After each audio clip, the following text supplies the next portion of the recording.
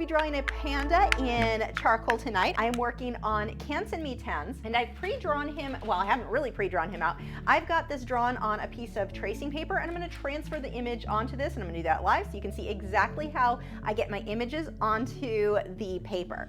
This paper being, the MeWe is too thick. It's not gonna work with like a light box or anything where you trace over your original drawing, and I don't wanna just sketch on the MeWe because I would have eraser marks everywhere. It will look terrible. So I wanna pre-draw that on something else, or just trace it. That's fine too. You can trace it directly from your computer monitor by taping the paper to it.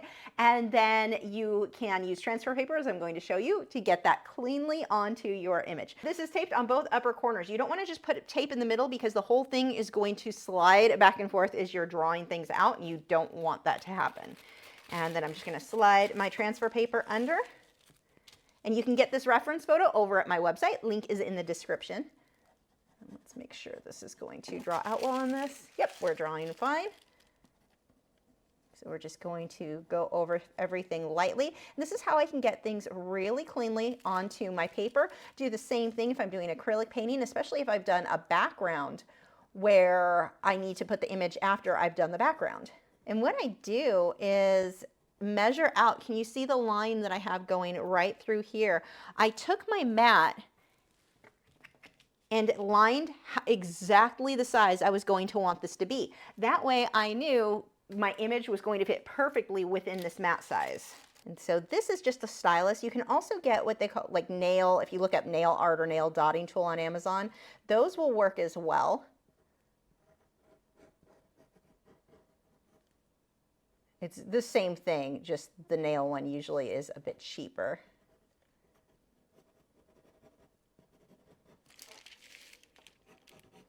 See, I just slide that transfer paper, the transfer paper, that was the right word that time, around as I trace over this.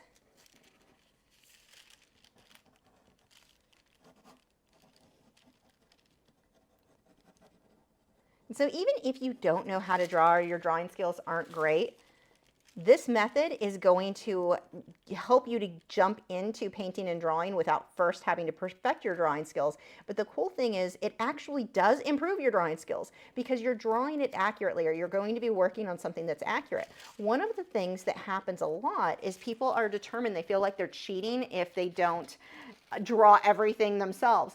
What happens is you have a tendency when you're a beginner to make the same mistakes over and over again. So let's say you're drawing a panda. If it's slightly warped, the ears are too big, the nose is too small, things are too far to the left, it's just off.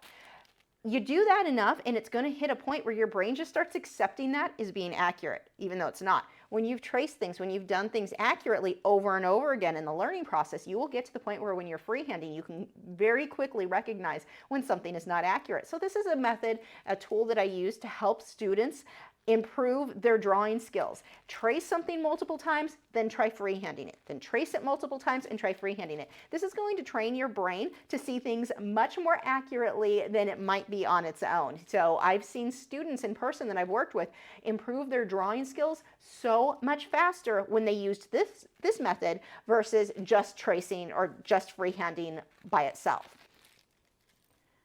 And then for those of us who can draw, this method just saves time, or in this case, it also keeps my artwork really clean. So we can go ahead and lift that guy up. Let's start. Actually, I don't even know if I'm going to need the charcoal powder tonight because this is not a huge piece. So, and I want to make sure that I go, even though the mat ends right about here, I'm going to take the panda all the way to the tape. That way when I'm situating the mat, I can scoot it around and get it in exactly the right place without worrying about, oh, I didn't take the drawing all the way to the edge. I am going to start with, and these charcoal pencils that I'm using tonight are the Generals. Now, I usually will go with two pencils. I have the extra soft, medium, and hard pencils. Make your life easier. If you are just starting with charcoal, take the extra soft or soft, either will work, and your hard pencil. Just those two. The reason for that is when you're dealing with too many options, it can be very confusing. Wait, should I go with medium? Should I go with soft? I'm not sure which. go with the two extremes. Now, the hard lead is not going to smudge as much. That's mainly the difference. It is not as dark as the soft, but the biggest, like most noticeable difference is it's not as smudgy. Whereas the soft is very, well, it's soft, it's going to smudge better, but it's also going to get darker. So the fine details, the little areas, I'm going to start with that. And I'm also going to use my white charcoal pencil. So let me sharpen these. Now this sharpener, I don't know if this sharpener is in very good condition. Let's find out if it starts breaking my pencils. Oh, no, it looks like it's pretty good. Wow. It's a Christmas miracle. So I'm going to sharpen both of those, and I'm just using a small comb sharpener. When those start to get dull though, especially on your charcoal pencils, oh my gosh, they will snap and break like crazy. For that type of sharpener, a handheld sharpener to work well on charcoal, you really do need a very healthy, like very sharp blade. So I am going to start with my hard lead and go ahead with the eye. Now I do need to put a piece of glassine under my hand. And this is going to keep the oils from my skin from getting on the artwork, but it's also going to keep me from smudging anything where I don't want to. So I'm going to start with the eye.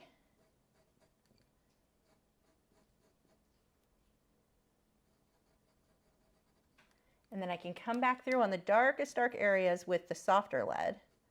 But I'm not going to do that just yet. I'm going to do most of my shading with a shading tool, if I can find one. There we go. Now, these shading tools tend to come in a set with these sandpaper guys. These are not for each other. They're in the same package, but you don't sharpen your shading tools. You get a new shading tool if you need a sharper shading tool. This is for sharpening your pencils or your charcoal, your colored pencils, but not these. You try to sharpen these on this and you will ruin these. They get bumpy and fuzzy, and you might be able to get them to work for some techniques, but for the majority of reasons you would use these, they no longer work. So these aren't supposed to be sharpened. They're very inexpensive, so if you find that you feel that you need a new one, just get a new one. And I'm somebody who will reuse something. Actually, this one here, I have had, well, it got shut in the door of my truck, so that had to have been back in when I had it in 2004. It's older than that, like that. It's at least that old. I can tell because it fits comfortably on my thumb. It's bent. You don't need to replace these often, and they don't need to actually be sharp. So what I'm doing is using this shading tool and just kind of shading, well, kind of, I am shading with what charcoal is already on that from the last time I did something with charcoal.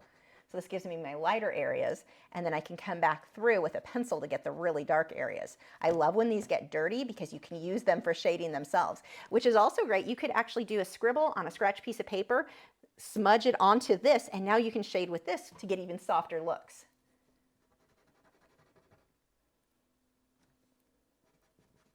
So I'm getting the dark in first. We've got some dark for around the eye. Let's do that. And I'm going to switch over to the extra soft and get this really dark bit in.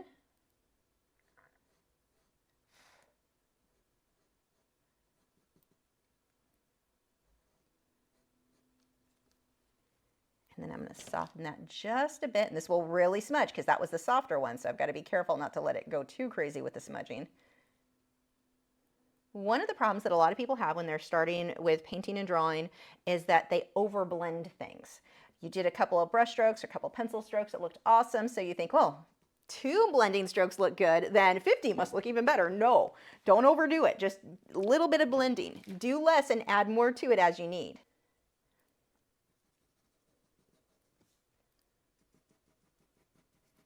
So this whole area is a lot darker. I can go ahead and shade that with the pencil. Now notice that I'm focusing on one little area. I'm not jumping in going, okay, I'm going to do everything dark, the ear, the eye. We'll do everything dark now. I'm doing one small area and then moving around that. Focus on one area, because if you're jumping around too much at this stage, now I will start jumping around at the end to do little touch-ups here and there, but at this stage, if you are jumping around too much, you're going to have a very hard time getting it to look realistic. So what's better is to break it up into 1 or 2 small square inches and just focus on that until it's done. So I'm just looking at the area, see we've got this dark. Now this is one of the other challenges that a lot of artists have, is you'll look at an area like around the panda's eye and go, okay, that's black, and you just do it all solid black. But it's not. Look at these light areas we've got in here. A lot of variation there. Now this was super dark, so I can use what was on here to smudge in a little bit. Soften that some.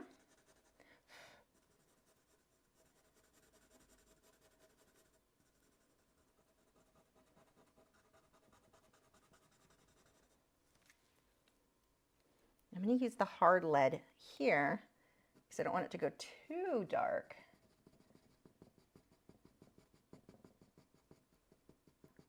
And I've got the little hint of fur, little short clumps of fur. One of the things, I remember when I first started painting and drawing, I thought that I could make things look more realistic if I just put more details. So I need every little strand of fur drawn in. No, that is actually usually going to do the opposite for you. To make it look more realistic, in the case of fur, it's the clumps and clusters of fur, the way that it groups together, the way your lights and your darks are. It's not about getting every strand of fur. That is not going to make it look more realistic. It's your values. Are your darks dark enough and your lights light enough? Speaking of lights, let's grab that white pencil, start getting a little bit of detailing in here.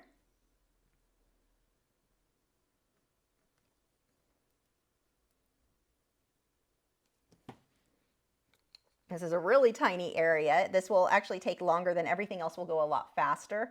Just going to spend a little bit more time around the eye. Now that doesn't mean that you should rush through other areas, but I do want to make sure I put a little bit more into this.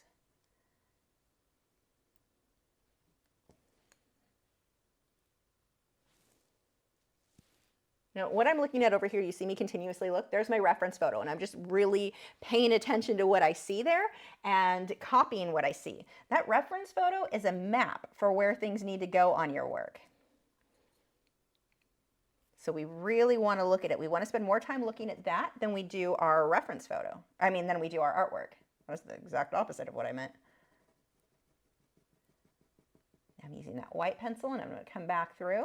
Oh, you can do charcoal with just the black, but oh my gosh, I love working back and forth between the white and the black pencils. It makes it so much more fun and it's a lot easier to control. I'm going to use the hard lead here just to shade, kind of round that up.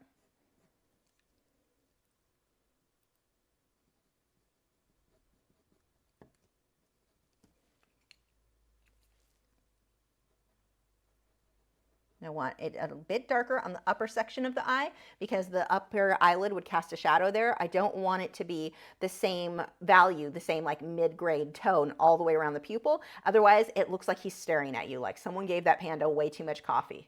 If you've seen pandas, they never move like they've had coffee. So it just would look weird. Now we've got the soft lead. We've got a lot darker right around that edge. I'm going to go ahead and push a bit harder. Not too hard. I don't want to break the lead. And then I can take the white, we can get a few little hairs in here. Just the hint, see how I don't want to go too crazy with that. Okay, that looks pretty good. Get that dark a little bit darker. Something else you can do if you need to make a small area a little bit more defined is take a brush with water. I'm using, well, let's see if I have a decent water brush. I might not have one. Yeah, this one will work. I'm using a water brush. And I don't want too much water on there. Stab some of that off.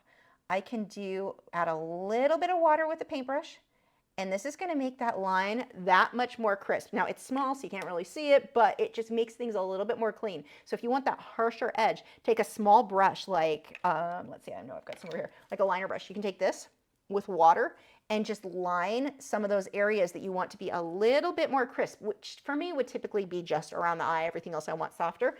And that with charcoal will make a beautiful, like really crisp line. Okay, so now I am going to move out from there. I think I'm going to start up here with the ear and just kind of work my way into this area. Well, do I want to do that? Yes, I do want to do that. So I'm going to do the same thing. We're going to come up here. I'm going to use the soft, or the extra soft. We don't have a ton of detail here, but we do have that fluff. So I'm going to map that out first.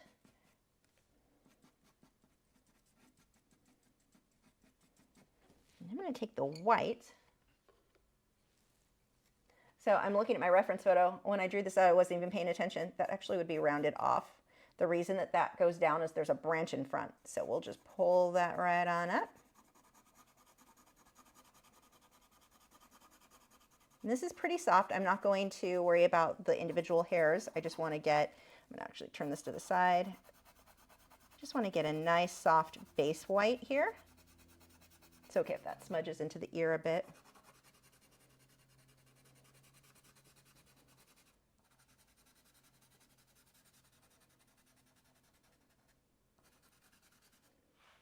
I'm going to pull this right over here. I think that'll be my stop point for this section.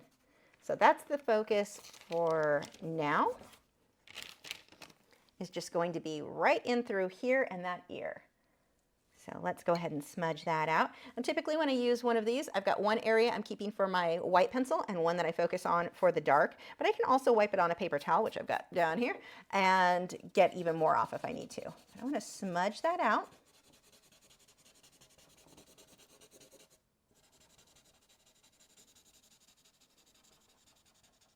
I'm leaving the background gray of the paper showing through, so I want to be careful not to make a bunch of smudging marks all over that.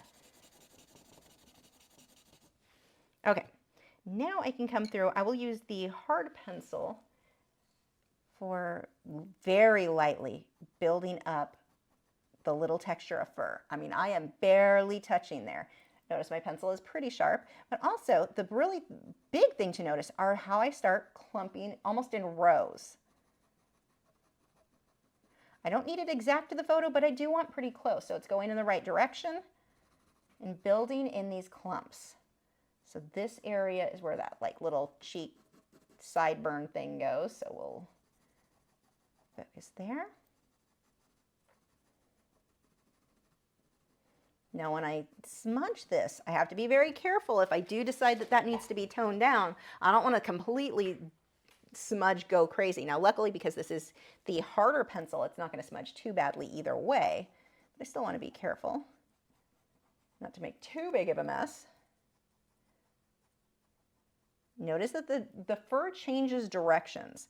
That is such an important thing. You don't want to start making a line going, okay, it looks really good when I make this sort of brush stroke or pencil stroke, so I'm going to do the same going at that same direction over here. It will instantly, your work looks completely flat. The fur determines, in the direction that that fur is moving, determines the underlying bone and muscular structure, and it makes it look more three-dimensional. You keep doing the same pencil stroke. It didn't matter if these were perfect. You keep doing those ones up here. It's no longer perfect. It's just flat. So I've got to switch directions that I'm moving as I come around. Now, and that reference photo part is blocked by the branch, but we know that that would curve around. I'm just going to get the hint. I'll actually soften a lot of these out. Okay, I'm going to leave that for right now. I'm going to come in and do the ear. So I'm switched over to the soft, the extra soft. Every time I say soft, know that I mean extra soft, because this is the only two that I'm using tonight. So let's focus around the darker area. And now I'm going to smudge that.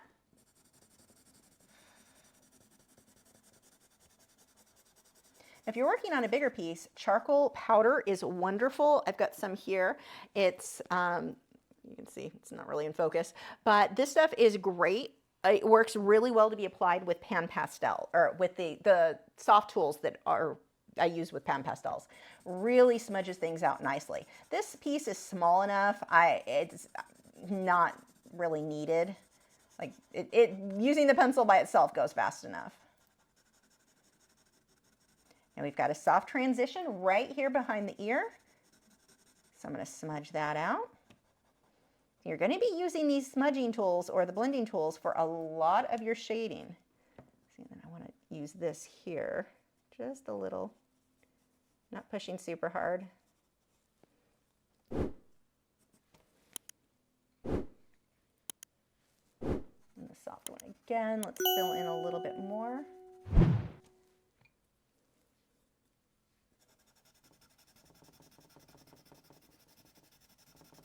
Now that I've got that blocked in, it's time to start doing some of the details. So the hairs that are sticking out, I'll pull some, actually that's the wrong one. I need the hard lead there so that it stays smaller and doesn't smudge too much. So we've got these little hairs that are sticking up.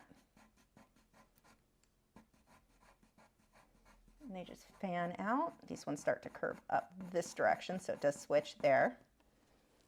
And I'm going to use the white charcoal pencil and start layering these over this area.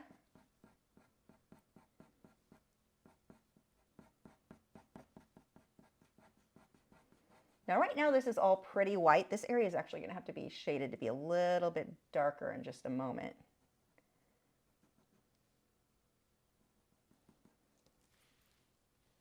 Okay, and I'm going to leave that. We're going to, actually I'm going to pull a little bit of white coming the opposite direction in.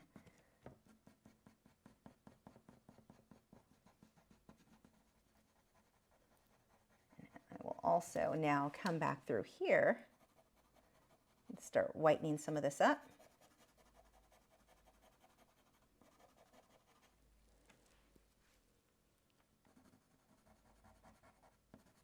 I want that nice contrast there.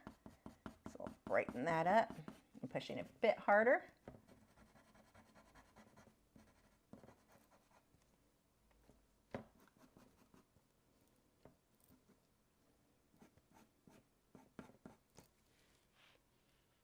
Okay. Let's see, coming down, which area do I want to move on to next? I'm going to just move on to his head over here. Now that's not to say anything I just did is 100% finished. I'll probably do a couple of touch-ups. I'm going to switch over to the soft again so I can smudge out. And I'm going to start just in that center that's really dark. Then I'm going to switch over to the hard. We'll let some of these fade into that background, but we'll also be using some white in there as well so that it'll look a little bit shiny.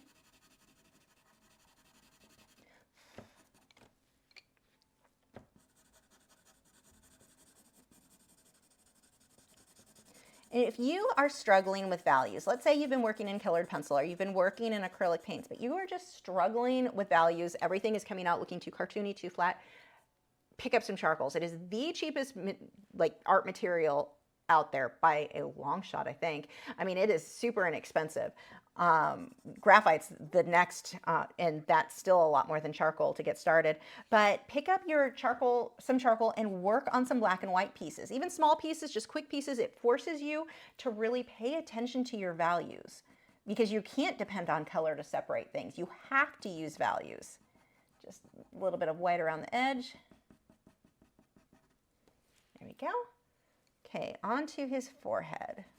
So this is really dense fur. We don't need to put in every little strand, especially anytime where you're dealing, ow, that actually hurt, hit my elbow on my easel. Anytime you are working on a really fluffy animal, a cat, something that has like a Pomeranian, that super fuzzy fluff, don't try to put in every individual fur. You're gonna have tufts of fur, sections of it, but not those individual strands. It won't look soft if you do. We've got a few that we'll have sticking out, but we're not going to go crazy. Then we've got a shadow right in here. It's going to break up that clump of fur. Then we've got another one right by his ear. So I'm just shading with the shading tool. I'm not even having to put graphite down or charcoal down there.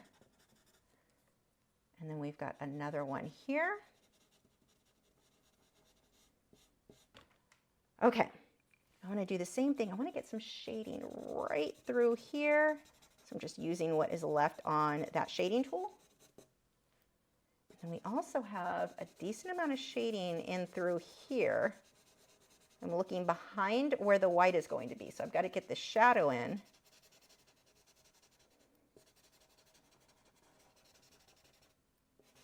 And that's going to need to be a decent amount darker. So I'm going to take the soft pencil. Well, actually, I'm not going to worry about that just yet because that gets into some crazy detail. We'll just do a little bit here.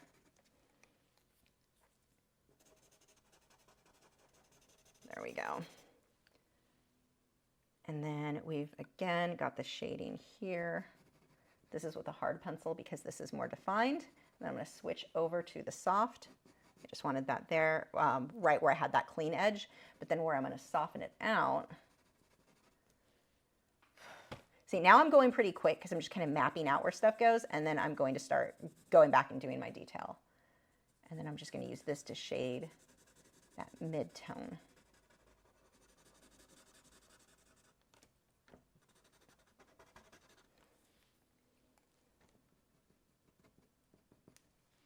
Okay, that gives me a good place to go back to the white now.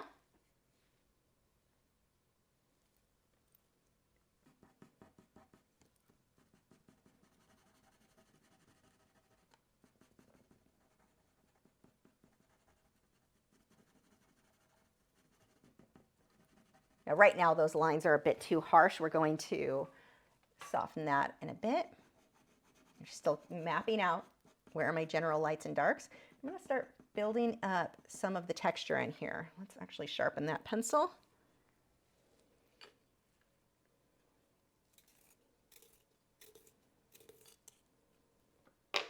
So back to building up the little bits of hair now that that pencil is sharp.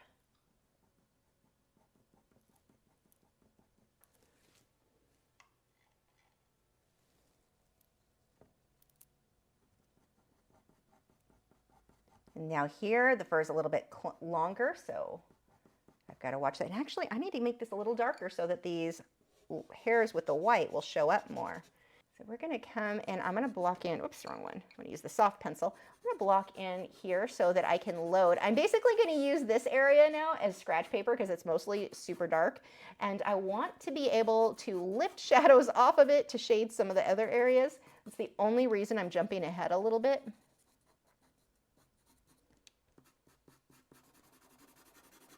Okay, I'm just going to scribble that in there. I need to sharpen this pencil though.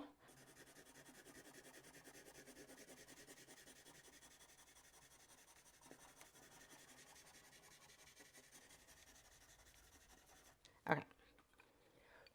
I'll darken that up again later, but what I can do now, I'm going to go ahead and blend with this, and this is going to allow me now to use this like I would scratch paper where I scribble and then just load this brush up. I'm just going to pull that up a little bit so that I can then come back through, and I'm going to use this to shade these softer areas so that when I come through with the white will show up better.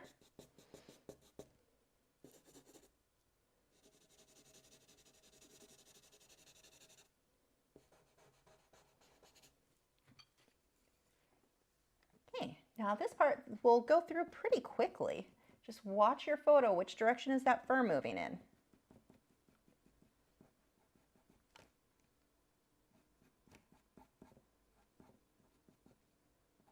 See, we've got clumps in here too, and I'm going to come back through with that hard lead and define the darker bits as well in between some of what I'm adding. This starts to get longer in here, and we still have these sort of rows of clumps. It's not just random confetti lines everywhere. They clump and cluster together. It's the same thing. Let's say you're drawing grass. That would be little clumps and clusters of it, and it kind of moves in rows if you're doing a whole landscape. But you don't want to just, it's not just add all the lines. Adding all the lines will look terrible.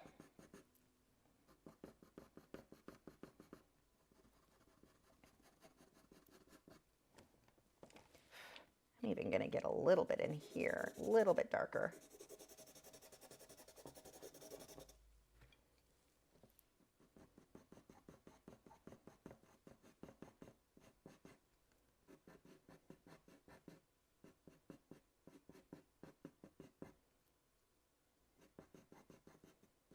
It doesn't need to be exact to the photo. You just go for close, about the right direction, about the right length. And see, even here, it's getting a little bit too scraggly looking. In order to look soft, I've got to fill that in a little bit more, define those clumps better.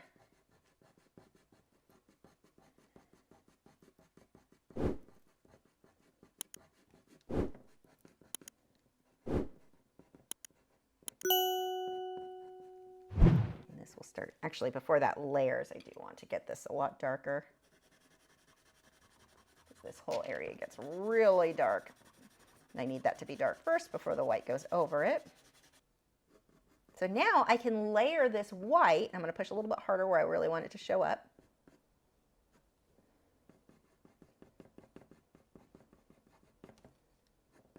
Now you can see the importance of getting that black in there first so that the white could layer over.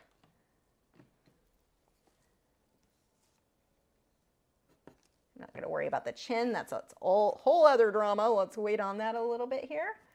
Just start working our way out.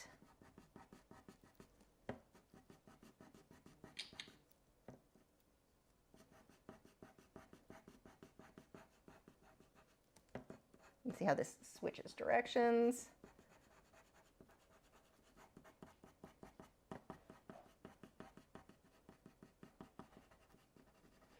This is more solid as we get in here because that fur is so dense. We'll have the hint of fur, but mostly big clumps. And this is all going to be in shadow, so we'll smudge a lot of that out.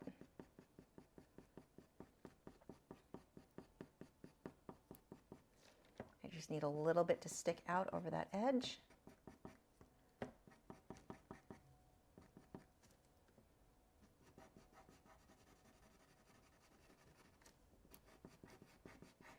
Again, really dense in here, more solid. I'm going to fill in more solid up and through here as well. It's also a lot brighter, a lot more white, so I'm going to go ahead and soften that.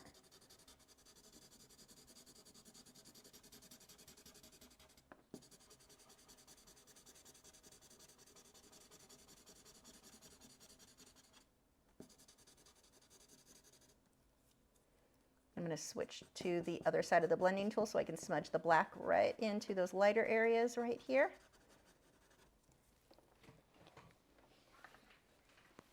And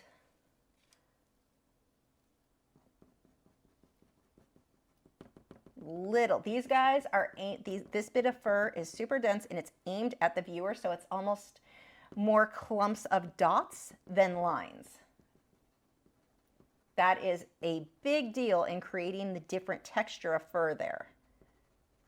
See, it's kind of squiggles and just clumps of dots. That is rain. Wow, weird.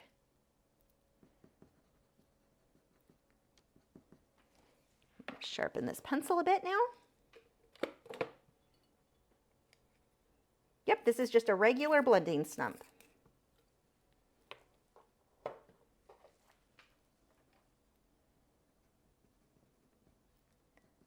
Got the little hairs that start coming out around here. I want to pay attention to the direction there again. Tiny little clumps. When you're creating the look of fur, that is such, it's that texture. So it's the values, but it's also the texture that we're creating. There's not just one way to do this. It's not like I figured out the perfect pencil stroke and now I just repeat that. No, there's a whole bunch of different. You want to pay attention to your reference photo, get a good reference photo. That's super important. But pay attention to all of that little texture in there. Like here is totally different than here.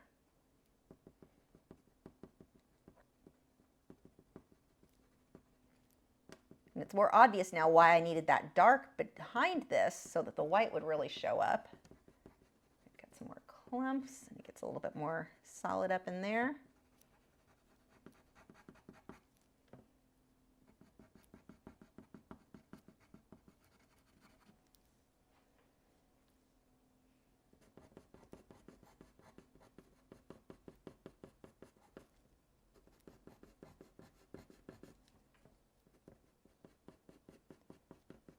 Little sideburns.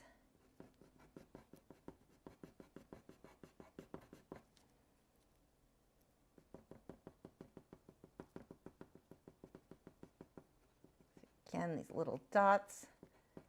I'm just going to build that a bit more.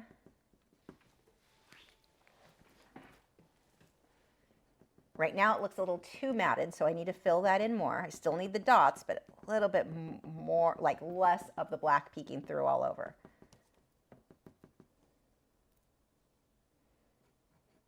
And then we've got this area. Pretty light. And I'm going to come back over here. I'm going to wait and do that last. So I'm not going to start moving that way just yet.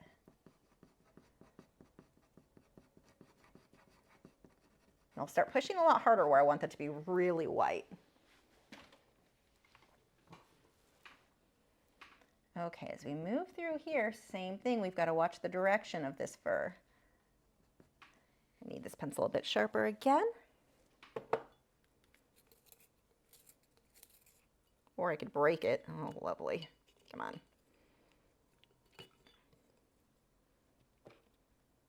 Try the other sharpener. These white pencils don't usually break too badly. Not like the softer the lead or the charcoal, the more likely that is to break. There we go. Watch that direction. And this needs to actually come up a little bit higher than what I've got.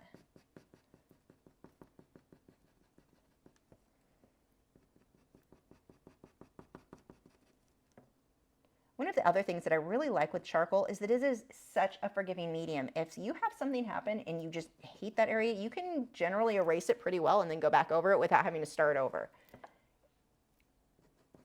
Very easy to fix mistakes. Okay, so we need to start getting some of these dark areas in, just like the other areas. Oh, this was what I was going for. It may seem very obvious, but make sure when you blow on the work, obviously don't use your hand because that's just going to smudge everything. Don't be eating. If you've been eating or drinking anything and you blow on that and you get spit on that, and I had a student do that. She'd been eating In-N-Out in the class, and because I let people have snacks, but she should have known better. She'd been with me long enough. She knew the risk there. But yeah, she blew on her work and spit, and it left a grease mark. And that was not something we could, I mean, you just work with it. That's just what it is now. So be careful. You don't need to be eating at the easel.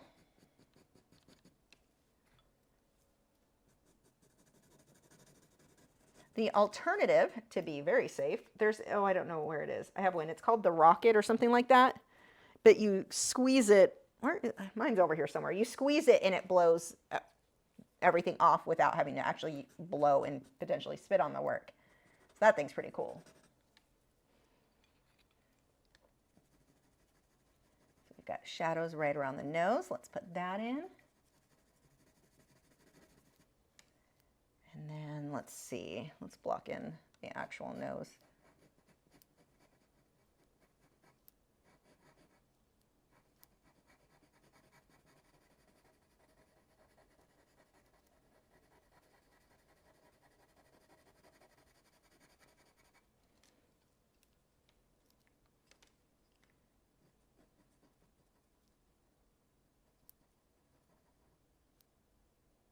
Okay, let's see, there's that.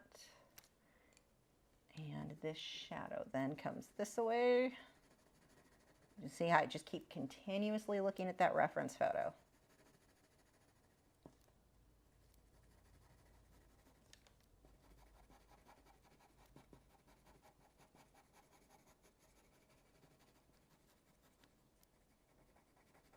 I'm not pushing hard with this pencil. This is the hard lead. Now for the really dark areas, let's see, you came in, you are here for the mouth.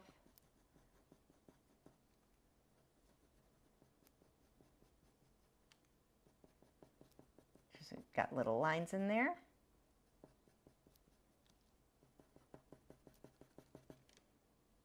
So that gives us our really dark areas. Now I'm going to use the shading tool, smudge that out.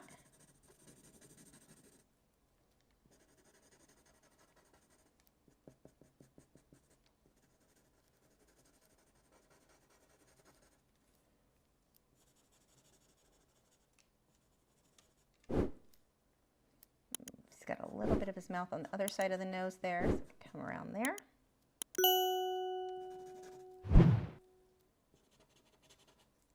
I'm just going to use this to lift some more of the black, and then I can shade just in through here. Now we can go in with the white.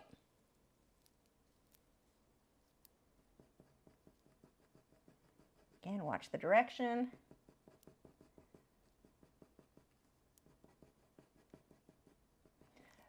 Another thing that I see people do that makes things all go sideways is just start, they don't look at the photo, they just start randomly putting those lines, those confetti lines I was talking about. You can't just start putting in lines because you're like, my brain knows what fur looks like, just put more lines.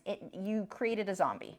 It won't look right. To create that texture, you've got to look at it at the softness, the clumps and the clusters, like right here. See how it's more soft, more filled in solid. Now we get into some of these little guys. A little bit of the black show through, but I'll also come through with the black charcoal and fill that in more too. And this curves around.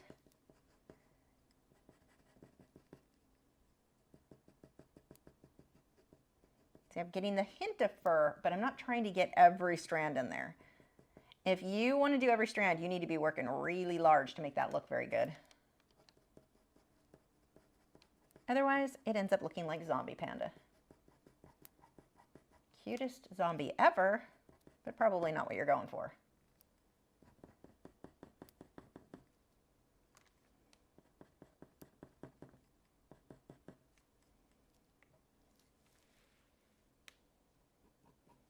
That completely changes directions, and I have to sit in an odd angle to get my arm to want to move that way. The obvious solution to that would be to turn your artwork to the side. But being that I'm on camera, it's easier if I just turn all of me to the side.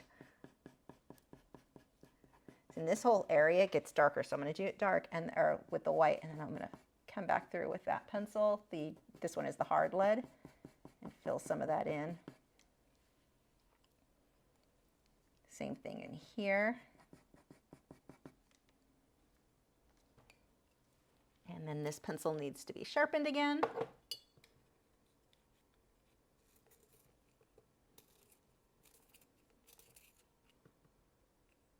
Oh yeah, that sharpener. See how the sharpener is eating? Oh, that's not really in focus. Can you kind of see?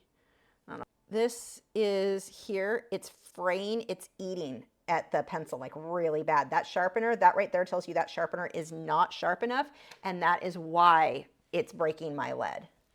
And that would be the case even if I was working in colored pencil right now. If it's fraying the wood, that's an issue with the blade is too dull.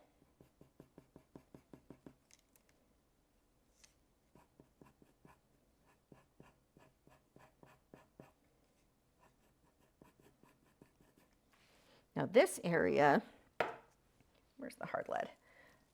This is largely in shadow, so I'm going to go back over it with the hard to break that up.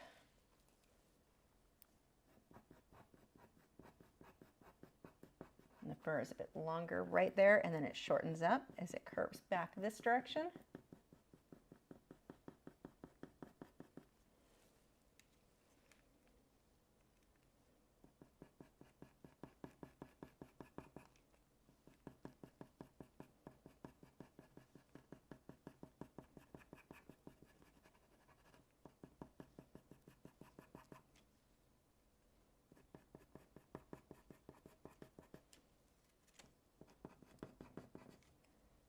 So now we're pretty much at the stage where we just start perfecting, jumping around a bit more and perfecting everything. Everything is pretty much blocked in. So now I'm just going to break things up that need to be broken up or softened up or whatever it is. I'm going to use the hard lead for a lot of this. He's got a little eyelash there. You've got some whiskers coming out here.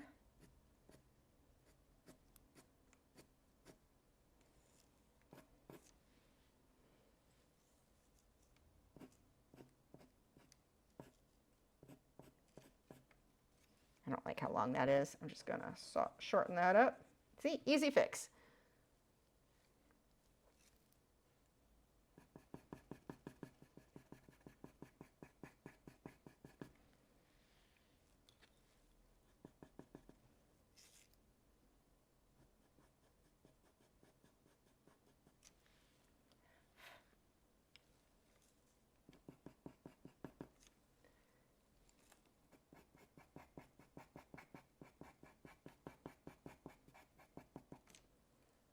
And anywhere where I want it to be a little bit darker, I can come through with that pencil now. We are almost done with this guy. Few little touch-ups.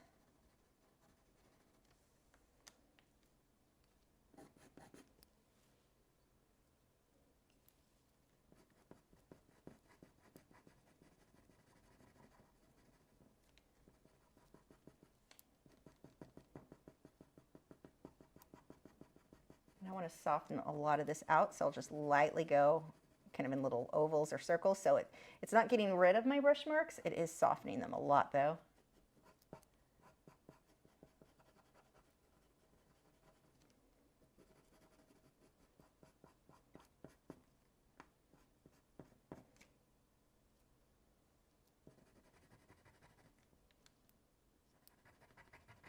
I'm pushing pretty hard with that.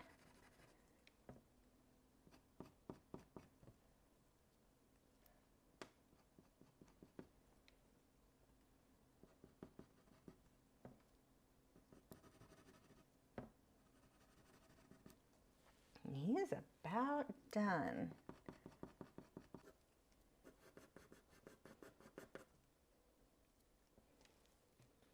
We've got some little defined, oops, let's use this one. Bits of fur sticking out here.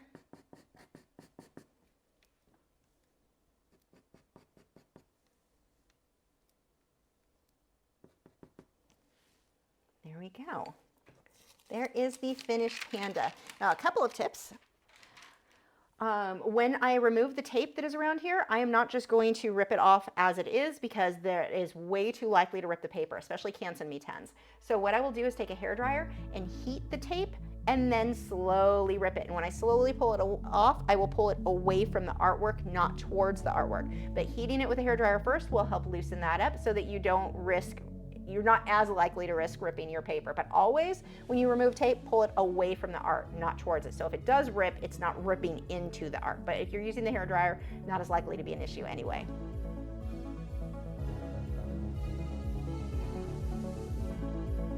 Hey, you! Yes, you! I see all your unused art supplies over there. Oh my god, those brushes aren't even opened yet! Tragic. You keep buying new fancy materials, but you don't use them because you don't want to waste them. Stop making your art supplies sad. Sign up for art lessons for as little as $4 a month. There are over 300 painting and drawing lessons available when you sign up, and new ones every week. Patreon.com/Lachri.